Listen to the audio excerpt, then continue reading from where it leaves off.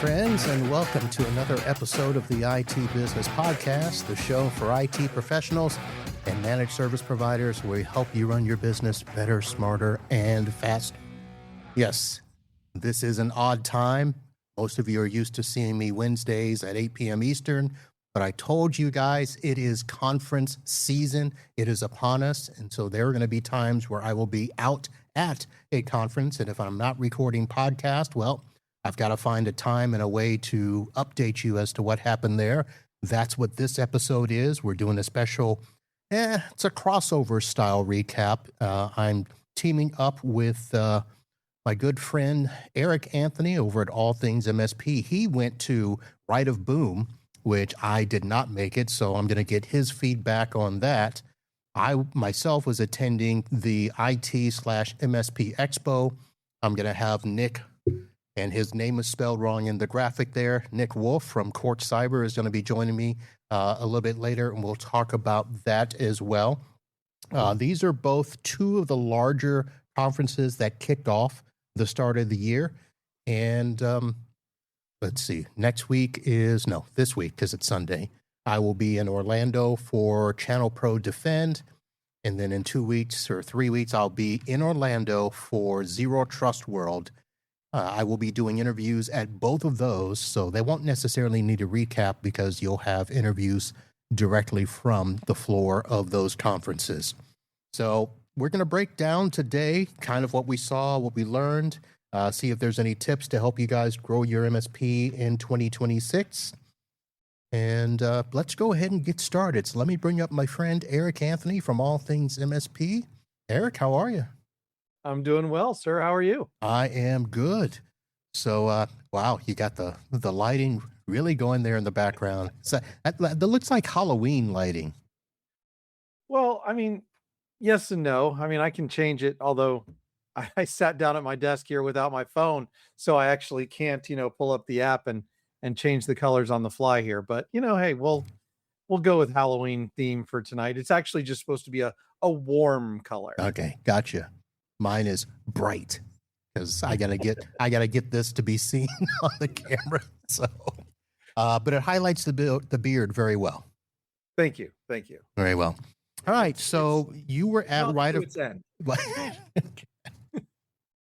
So you were at Right of Boom, and for those that don't know, Right of Boom, Security First MSP only conference, that was actually held February 3rd through the 6th. And it was at the MGM Grand Conference Center in Las Vegas. So, Eric, give me your first thoughts on Right of Boom this year. So, this is the first time I've had a chance to go to Right of Boom, which was really exciting to me because I'd always wanted to go. I've always heard good things about it in terms of the content and the sessions. MGM Grand, not my favorite hotel to stay in because the conference center is so far from where the rooms are. But, it is exactly what you described. It's that security focused MSP event. I think that it is probably slightly upmarket compared to some of the other events. I think it draws in a more, I would call it a serious crowd. There's still a lot of peer-to-peer good networking type stuff, but it's on a different level. And I think that probably comes from Andrew bringing in a lot of talent and a lot of people that aren't part of the MSP space normally, but are part of the larger security space. And so we get to see and hear some things that we don't normally in some of the other shows throughout the year. So I mentioned it as Security First, and it's I've always heard of it as being purpose built for both MSPs and MSSPs. There's a part of me that thinks a lot of the smaller, single, I wouldn't say single focus. I was thinking the MSPs that don't have that, compliance, they don't have, security at the, forefront or anything like that. A lot of them probably aren't there. And these are, MSPs that are truly compliance and security driven. Is that the case? I think that's very true. I think that there is, in this industry now, there's a baseline security, right? That everybody has to have, because there's a certain amount of protection, and I'll even say a kind of compliance that every client of an MSP needs to have. But this is going to be more addressed at those who have like a need for FTC compliance or HIPAA or even something as complex as CMMC, right? This is not generic security. This is security focused on some of those top verticals when it comes to compliance. So this has been of the ones that I've not yet attended. Part of the reason is because, if I remember correctly, every year it has been in Vegas. And I choose to go west of the Mississippi only once a year. And so I've been attending the PAX 8 Beyond, although there are more and more that it looks like I'm probably going to have to travel west to get to those. For somebody that hasn't gone, how would you describe Right of Boom as compared to other conferences that a lot of MSPs are used to seeing? I never been, like I had never been until this year. It doesn't have as much of the fluff that a lot of conferences have. And I don't mean to say that, other conferences aren't worth going to, because they absolutely are. But there's a certain amount of showmanship at some of the other ones. This one kind of gets down more to the brass tacks of cybersecurity and feels a little more, I don't know, serious. Now, the number of MSPs that I hear attending are somewhere between 900 and 1,000. Does that sound about right? I think that's right. I think the official numbers for registration were a little bit higher, but I think it was probably closer to 900 to 1,000. Good traffic in the solution center, and the rooms were full when it came to the sessions. So there was definitely a good amount of people there. And I think part of that has to do with a lot of MSPs are moving up market when it comes to compliance and security. Okay. So how much of the conference did you actually attend? I probably should have asked, did you go as a vendor? Did you go as a media person? What was your capacity? I went as a vendor this year. Okay. So you were obviously at the booth. Did you get a chance to attend any of the sessions, or do they have a keynote at their conference? They do. Okay. So they started with a pre-day where they had a lot of sessions. And one of the things that's a little bit different about the sessions at Right a Boom is that there's a lot of longer sessions. I would almost call them workshops rather than sessions. And that kind of goes to that seriousness factor that I was talking about earlier, where it's real content. It's almost like a college level survey class of these different topics that they're covering. Nice. So did you attend the pre-day? I was setting up the booth during the pre-day. So you had no idea about this capture the flag thing that everybody was talking about? No, but I heard about it. And Yeah. everybody was raving about it. Yeah. Okay. Very interesting. I'll have to find somebody who participated in that and see what that was. So what would be, it's easy to ask what a takeaway is, blah, blah, blah, but I want to ask about, was there an oh damn moment that you got to, experience? Was it something that maybe you heard, something that somebody came up to at the booth? Was there something that just struck out as, oh, damn? I think it was really the amount of hands-on content that was available.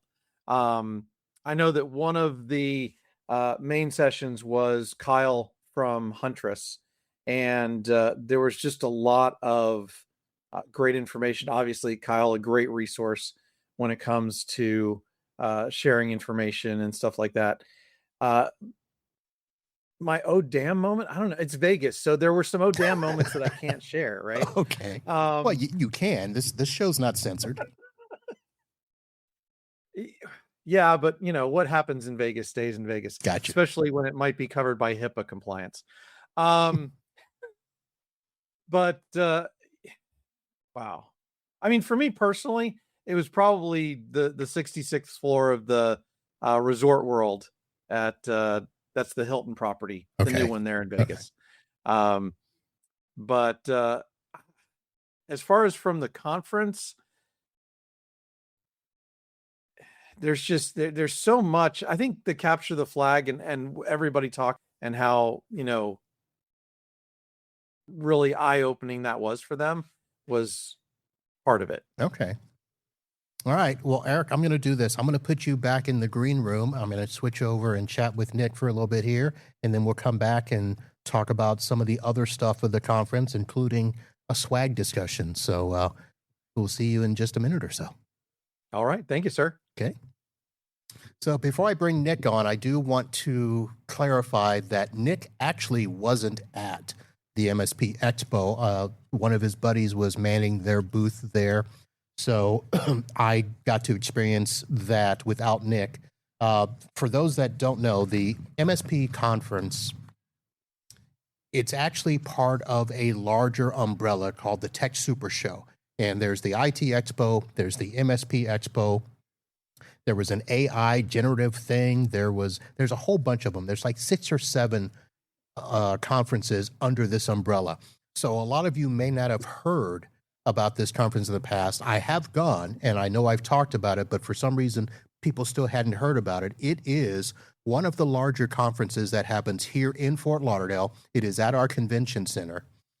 One of the things that is different about it, it is obviously not in a hotel-style venue where the conference rooms and the hotels are the same.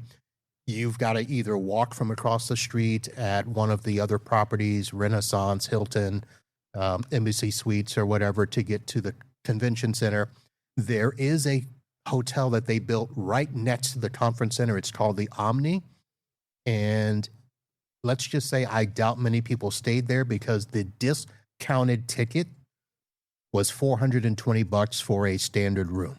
So I, of course, live here. I'm 20 minutes from the venue. I did not go, but it's a pretty neat thing. So there was about this year about 7,800 attendees.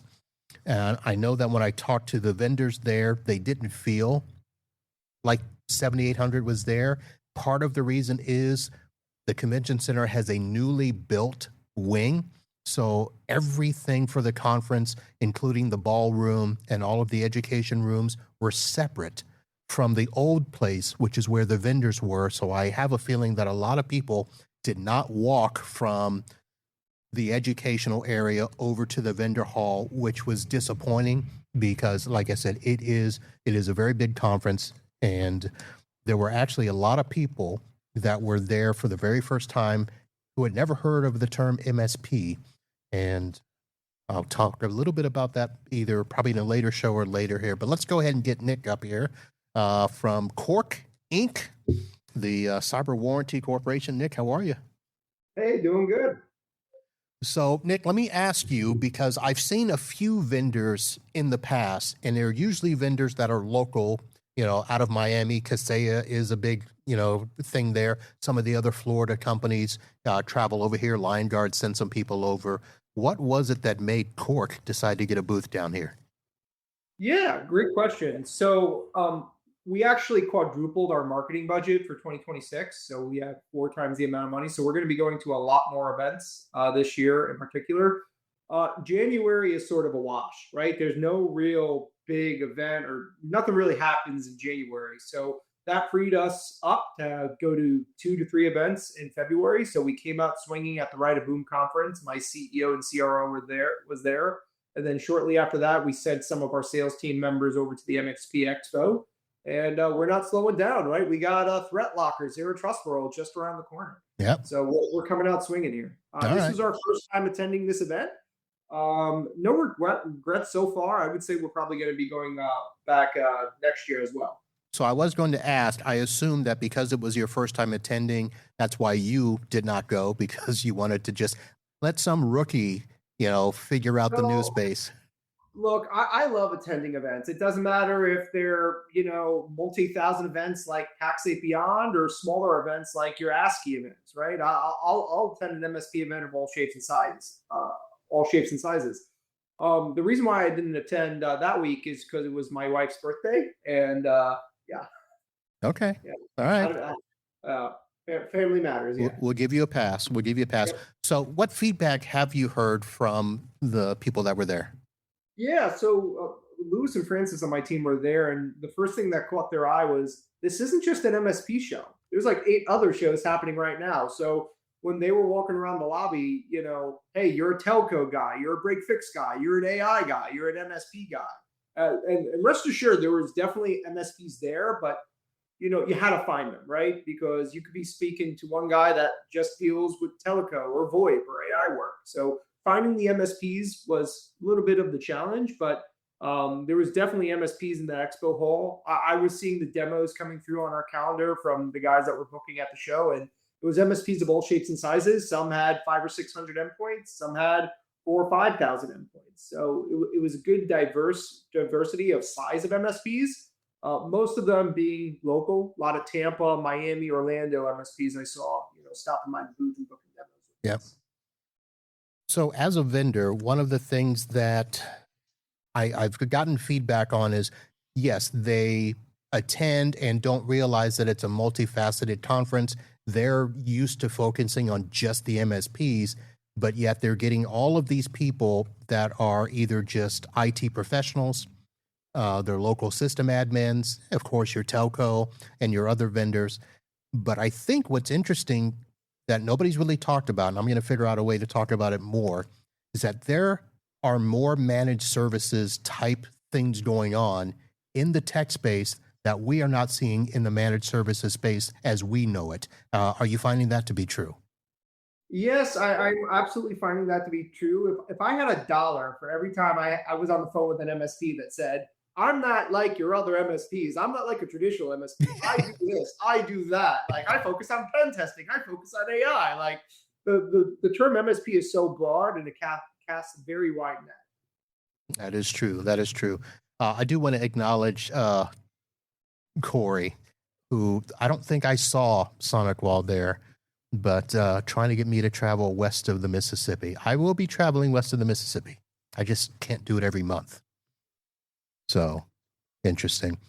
So I wrote the names down, Lewis and Francis, because I did not remember who the person was I ran into that at the booth, and they recognized me, and even recognized that I had just updated some warranty information. So I was a little surprised. Who doesn't know you, Uncle Bob? Come on, don't sell yourself short. Interesting. So was that Lewis or Francis? It was most likely Francis. Okay. Yeah. Yep. Okay. Corey actually responded in the chat. Yes, Sonic Wall. Oh, Sonic Wall was at Right of Boom, and Corey even had a speaking spot. So, all right, congrats for you, Corey. I myself was on a panel here at the MSP Expo, and the room was full. Let's just say that. The room was full. All right, so another reason I wanted to get you on here, Nick, was that I was going through my news feed after the conference, and I knew I had seen a couple of things about Cork in the past, but this past week, you guys finally announced something that I noticed in my portal about a week or so ago, this Cork Cyber Score. So that got announced on, what was it, Wednesday? Yep. So I wanted to have you come on and chat a little bit about that. First of all, I'll ask the question that I think a lot of people have asked. How many cyber scores do we need? I hear that. So with the Cork cyber score, basically think of it kind of like a Credit Karma or a FICO score for MSPs to educate their clients on their cybersecurity posture. But what kind of makes us different from a lot of these other cyber scores that you see at a bunch of other vendors is that a lot of those scores are external scores where they're scanning something on the network and trying to look in, whereas Cork score is from the inside out because we're already living in the environment, connecting to the MSP's tools by tying into their RMN and EDR and backup and all those tools using our API integrations. So that gives us a better understanding of the environment. And from there, we could judge their environment on a score from 0 to 1,000, with 1,000 being the best. So as long as we've got all of our stack items tied into it, our RMM, our EDR, our 365 stuff, which you now also can look at. God, I forget. I've got 5 or 6 things tied in, I think. Yeah, I mean, we integrate with over 100 plus tools right now, and we're adding about 2 to 3 new vendors each and every month. So, yeah. Okay. So here's the question I have. So one of the things I did when I was doing another review with a customer a while back, I had another report that I printed out. So they asked me the question, like, what does this mean? So in terms of explaining CyberScore to a, non-technical person, how are you guys advising us to do that? Yeah. So again, going back to that FICO credit score type of thing, it's taking a snapshot in time of the client's cybersecurity posture. And some of the things that we're looking at to calculate that score is, how many tools are connected in the environment? How fast does the MSP fix compliance events within that environment? So if MFA gets turned off or if EDR gets uninstalled, how fast does the MSP fix and remediate that? Has there been any cyber insurance or cyber warranty financial protection claims within that environment within the last year or two? And what does it look like from a vulnerability standpoint as well? Because another new release that we had about a month ago now was Cork's vulnerability scanner. So we take a look at that. How many CVEs and KVs are in the client's environment, and how fast is the MSP fixing those vulnerabilities? Okay, very nice, very nice. A second part of that, the reason I got to add 2 warranty upgrades recently is because, like I said, I had those meetings with clients, and we were talking about the difference between cyber insurance and cyber warranty. And I think I did a good enough job because they said, okay, not a problem. But I imagine there are a lot of people still, unclear as to what that was. I did happen to sit at the booth for a couple of minutes as either one of you guys, Lewis or Francis, was explaining what Cork warranty was to another IT professional. They weren't an MSP, but they were inquiring about it. So you guys still have to kind of work through that, don't you? Yeah, I mean, we still talk about the differences between us and cyber insurance for sure. We are updating all of our marketing, and we just got a new booth as well. So we're actually going to be shifting away from the terminology of cyber warranty. Instead, we're going to be calling it more financial protection going forward. So it still does the same thing, but instead of it being called cyber warranty in the brochure, it's going to be called financial protection. Because we're seeing more of our MSPs not necessarily sell it a la carte. Like they're not knocking on their client's door saying, hey, do you want to buy cyber warranty? What they're instead doing is they're including this financial protection into their cybersecurity package as a differentiator. Basically approaching their client saying, I'm so confident in the tools and services that I'm providing you that I'm putting my money where my mouth is and backing it with this financial protection, financial guarantee, if you will, should anything go wrong. And while the coverage does still cover things like ransomware and wire transfer loss and the cyber insurance deductibles, the number one thing we've actually paid out on in the last year is the incident response fee, meaning that we're paying MSPs for the work that they're doing when a cyber attack actually occurs. Whereas typically in the past, one of 3 things would usually happen. The MSP would either eat that labor and, that they're out that money when they're helping their client recover after an incident. They're awkwardly asking their client for more money during an attack, saying, sorry, you got hit by an attack under my watch. Please pay me this incident response fee on top. Or number 3 is they work with the cyber insurance carrier and they might have to wait around several months to potentially get some money reimbursed through the cyber insurance policy.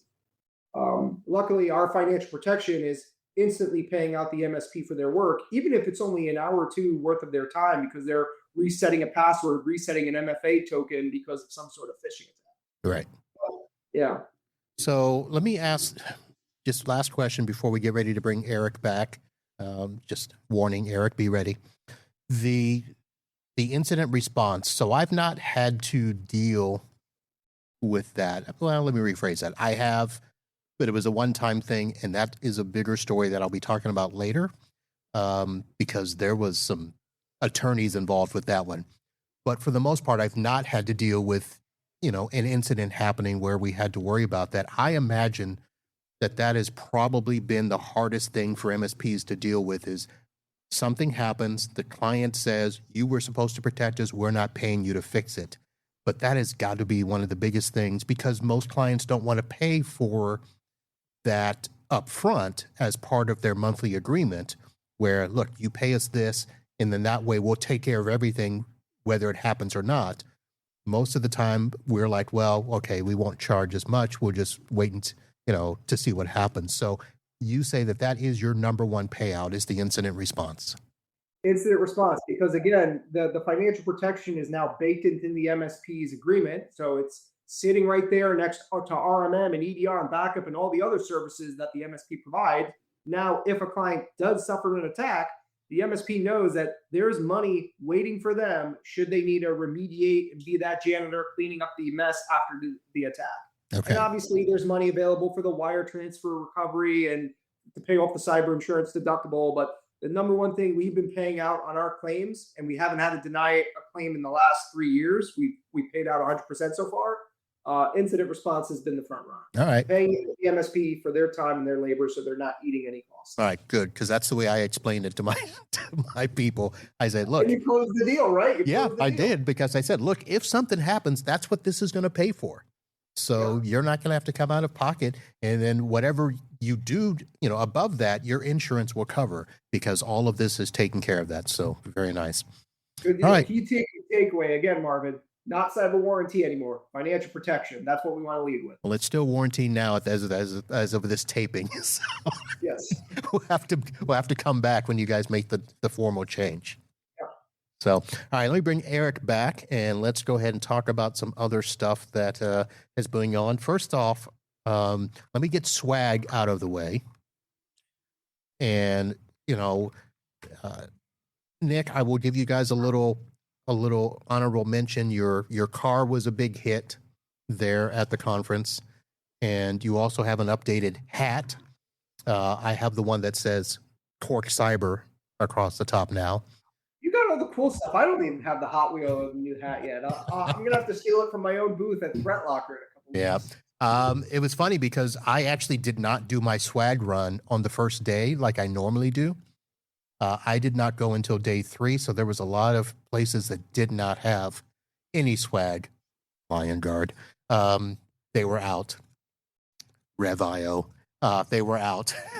So my friends Brooke, Chessie, sorry to call you out like that. Eric, how was swag for you guys? It was good. I think that there's a definite rise in the number of stuffed animals being used as swag at these shows, which I think is interesting. I mean, yes, they're cute. They're a little bit bulky to bring back, I would think. But, if you have kids, they love them. So, yep. Socks are still a thing. Yes. And I one size fits all. Well, I picked these up because, so one of the problems I've always had with socks is they were always knee high. Right. And I do the quarter length. So this is a Ninja One product, which I don't think I've ever talked about Ninja One swag on here. I'm not sure that I would wear these, but these might be evening wear at the house. So, when you go home and change out of your work wear and put on the casual clothes, this might be some socks I wear around the house. Because as an MSP, you have to have a 24/7 sock. There you go.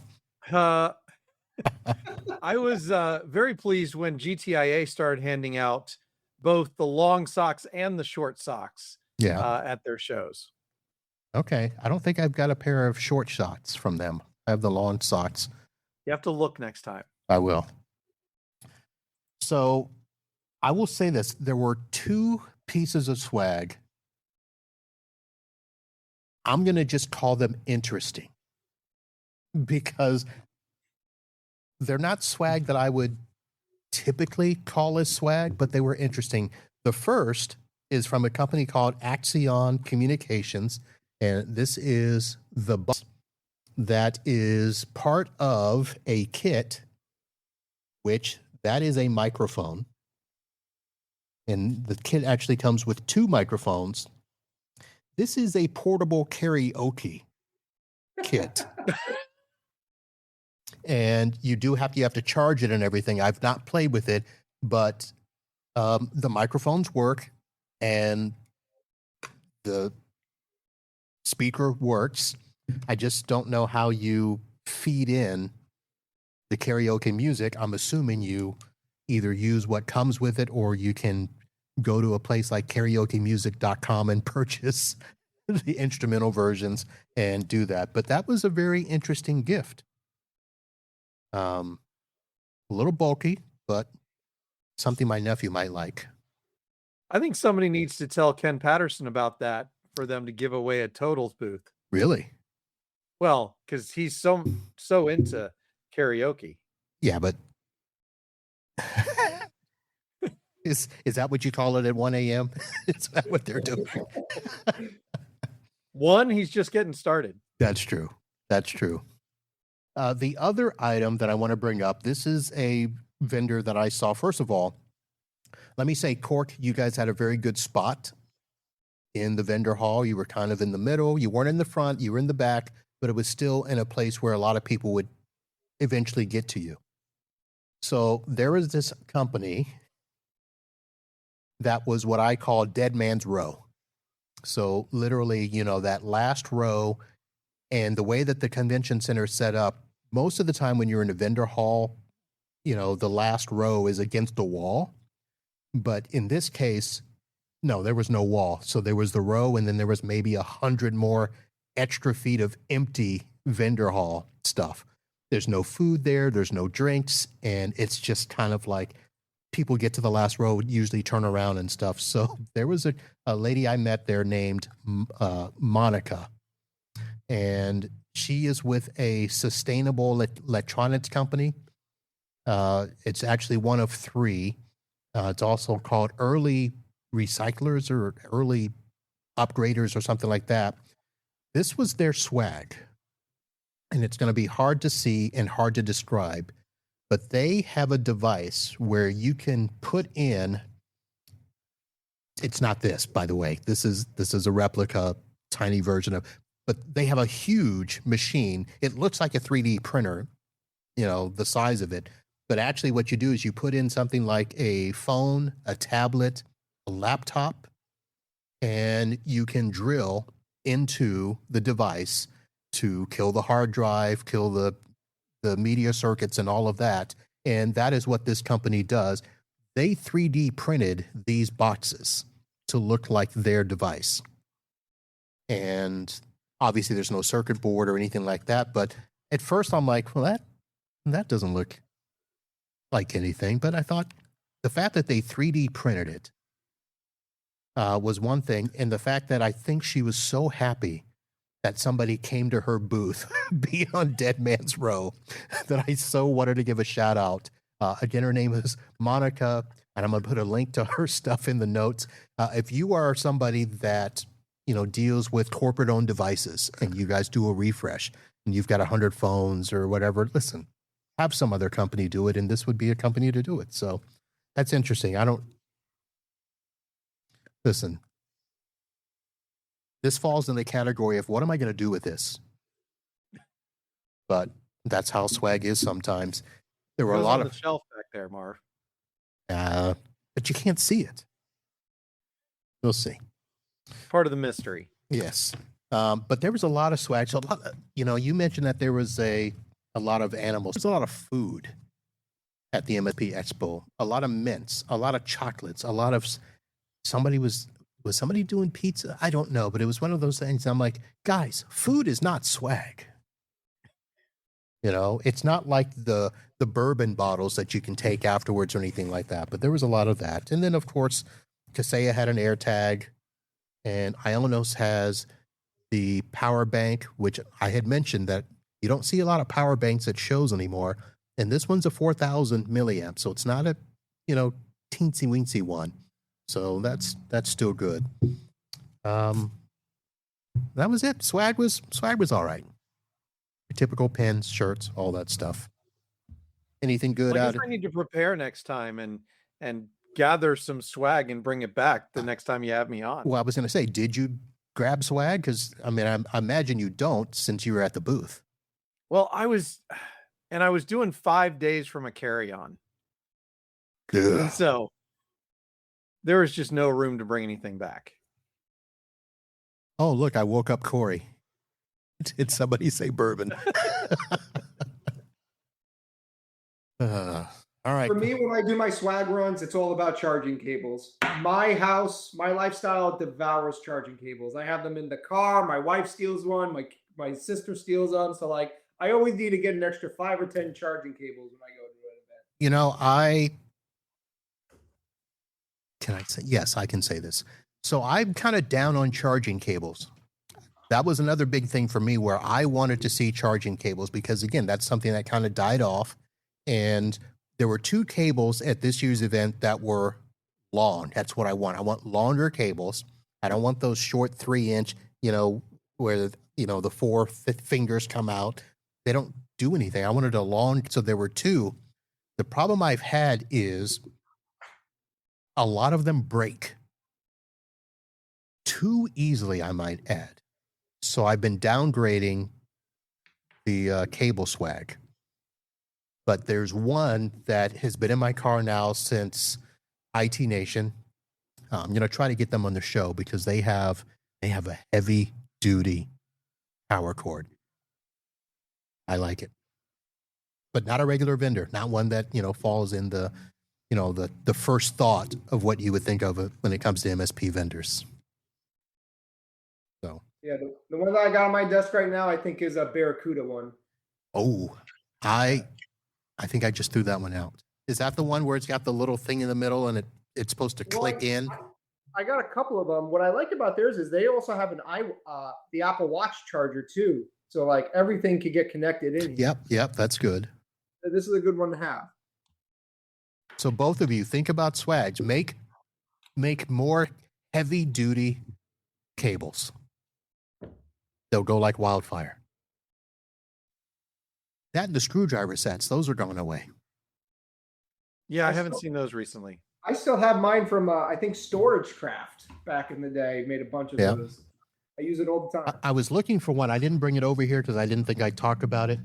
But they're small now. I want a longer, one where it's gonna, Yeah. The screwdriver sets like let's see, Solutions had one. I forget who the other one was, but they're kind of they're like precision sets. I want somebody to make a bigger, heavy duty set. Well, and speaking of tools and shows, I have now found a multi-tool where you can swap out the individual tools. What? So you can actually make it so that there's no blade on here. Is that a swag item or did you go buy it? It is not a swag item. I had to buy this. Yeah, I just bought one too. I was looking for an old Leatherman style. Yeah, and that's exactly what form factor this is. And, I've been through TSA now with it probably, 3 trips, so 6 times. And yeah, they want to look at it, but they let it through. No, the blade is less than 3 inches, right? Or 2 inches? There is no blade at all on this. Oh, okay. Then you're good.